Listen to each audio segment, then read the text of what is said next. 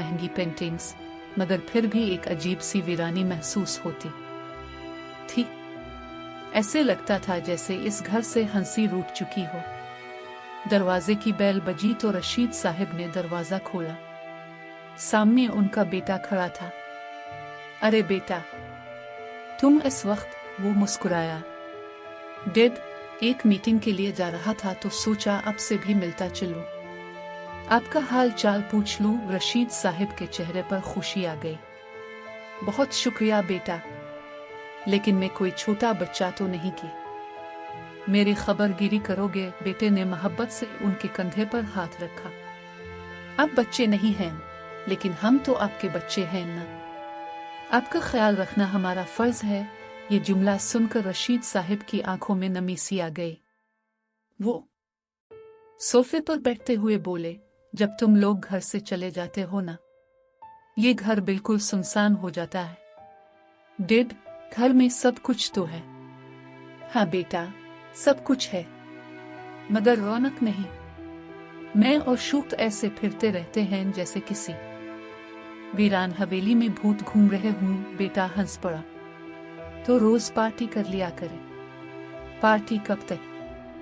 रात को जब सब चले जाएंगे तो फिर वही खामोशी। चंद लम्हों की खामोशी के बाद रशीद साहब ने मानी खेज अंदाज में कहा, बेटा अब शादी कर लो। वो फौरन सीधा होकर बैठ गया। वो प्लीज डिड। फिर वही शादी की बात। आखिर तुम शादी और जिम्मेदारियों से इतना भागते क्यों हो? उसने हल्की सी सांस ली। सच बताऊं, मैंने अपने जितने भी शादीशुदा दोस्त देखे हैं, सबकी हालत खराब है। मुझे तो शादी किसी खौफनाक चीज से कम नहीं लगती। रशीद साहब हंस दिए। अगर शादी इतनी बुरी चीज होती तो तुम और अली जैसे प्यारे बच्चे इस दुनिया में ना आते। हो सकता है, लेकिन मैं अभी तैयार नहीं हूं। ठीक है, वक्त ले लो, मगर संजीदगी से सोचना जरूर। वो जल्दी से उठा। अब मैं चलता हूं, इससे पहले कि आप अभी मेरी शादी करवा दें। दोनों हंस पड़े, मगर रशीद साहब की आंखों में फिर भी एक उदासी बाकी थी।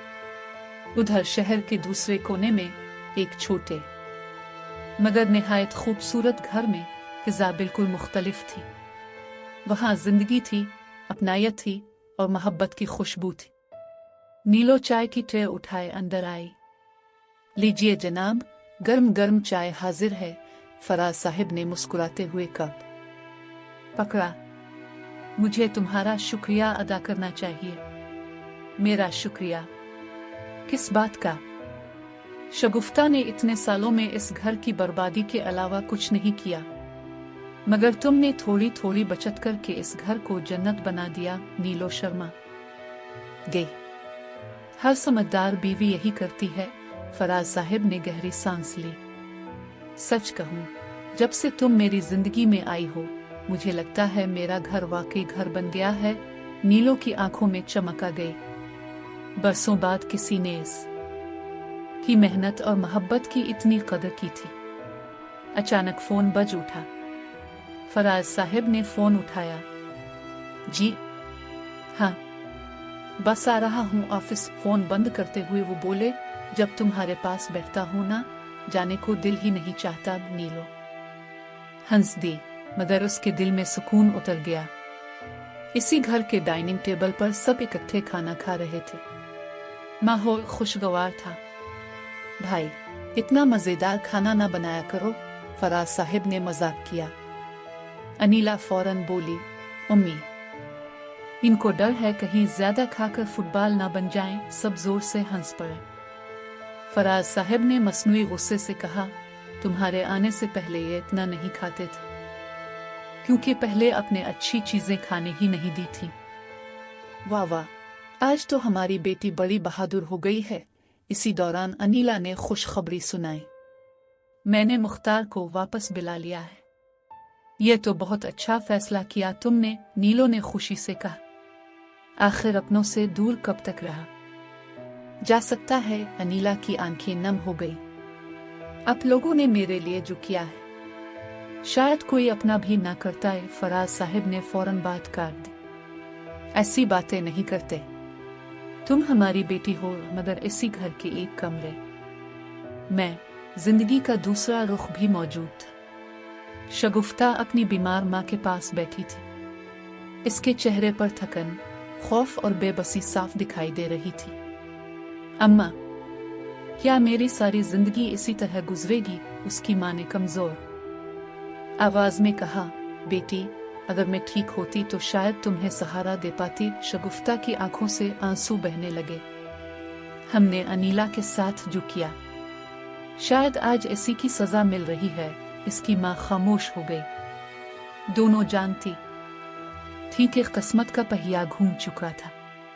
इसी दौरान दरवाजा जोर से खुला और नीलो अंदर आ गई। यहाँ बैठकर रोने से खाना पक जाएगा, तुम्हारा बाप आने वाला है। शगुफ्ता फौरन खड़ी हो गई। मैं अभी बना देती हूँ। हाँ, जैसे तुम्हारे हाथ में जादू की छड़ी है, उसकी माँ ने हिम्मत करके कहा। इससे इस तरह बात ना करो, नीलो ने गुस्से से जवाब दिया। तो क्या मुंह में मिठाई रख कर बात करूं? शगुफ्ता ने रोते हुए कहा। मुझे मुआफ कर दो। मुआफ इतनी आसानी से नहीं, अभी नहीं। वो दोनों माँ बेटी खामोशी से आंसू बहाती रह गई। उधर दूसरी तरफ अनीला अपने बाप रशीद साहब से बरसों बाद मिली थी। जैसे ही इसने अपने बाप को देखा, वो दौड़कर उनके गिले लग गई। अबू रशीद साहब ने उसे मजबूती से सीने से लगा लिया। मेरी बच्ची, तुम्हें अंदाजा नहीं मैंने तुम्हें कितना याद किया। अनीला फूट फूट कर रोने लगी। आप नहीं जानते मेरे साथ क्या हुआ। रशीद साहब की आंखें भर आईं। मेरी बच्ची, अल्लाह का शुक्र है तुम जिंदा सलामत हो। अनीला ने आंसू पोंछते हुए कहा। अगर डॉक्टर फराज और उम्मी ना होते तो शायद मैं कभी संभल ना पाती। दुनिया में बुरे लोग होते हैं, मगर कुछ फरिश्ते भी होते हैं। कमरे में एक अजीब सी खामोश मोहब्बत फैल गई। फिर अचानक रशीद साहब बोले, मेरा नवासा कहाँ है? अनीला हंस दी। सो रहा है, बहुत मुश्किल से सोया है।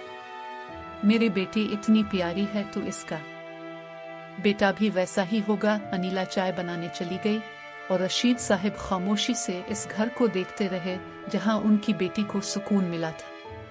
उधर रशीद साहब के घर में एक नई मुश्किल खड़ी हो चुकी थी। शुक्त के बनाए हुए खाने से सब परेशान थे। ये खाना है या सजा? बेटे ने मुंह बनाते हुए कहा। शुक्त फौरन बोला, मालिक, जैसा बनाना आता है वैसा बना देता हूँ। ये तो तुम खुद भी नहीं खा सकते। इसी दौरान अली की काला गई। मैं इसी हफ्ते पाकिस्तान आ रही हूँ। ये सुनकर सब खुश हो गए, मगर अगले ही लम्हे फिक्र शुरू हो गई। अगर अली को ये खाना खुला दिया ना तो वो हमें जिंदा नहीं छोड़ेगी। सब हंसने लगे। तब बेटे ने कहा, मेरे ऑफिस में एक होम केटरिंग आती है, बहुत जबरदस्त खाना बनाती है, तो फौरन ऑर्डर कर दो। इसी वक्त मुख्तार को फोन किया गया और यूं अली केटरिंग को रोजाना खाना सप्लाई करने का ऑर्डर मिल गया। उधर शगुफ्ता अपनी माँ के साथ बैठी मोबाइल पर किसी से चैटिंग कर रही थी। मैं तुमसे मिलना चाहता हूँ। शगुफ्ता हल्का सा मुस्कुराए। मैं इतनी पागल नहीं कि इतनी जल्दी मिलने आ जाऊं। एक बार सबक सीख चुकी हूँ। इसके लहजे में दर्द भी था और खौफ भी, मगर किस्मत एक बार फिर उसकी जिंदगी में नया मोड़ लाने वाली थी। दूसरी तरफ अनीला अपनी नई जिंदगी में कदम जमा रही थी। इसका केटरिंग बिजनेस तेजी से कामयाब हो रहा था। ऑफिस से ऑर्डर्स बढ़ते जा रहे थे और अब घरों से भी ऑर्डर आने लगे थे।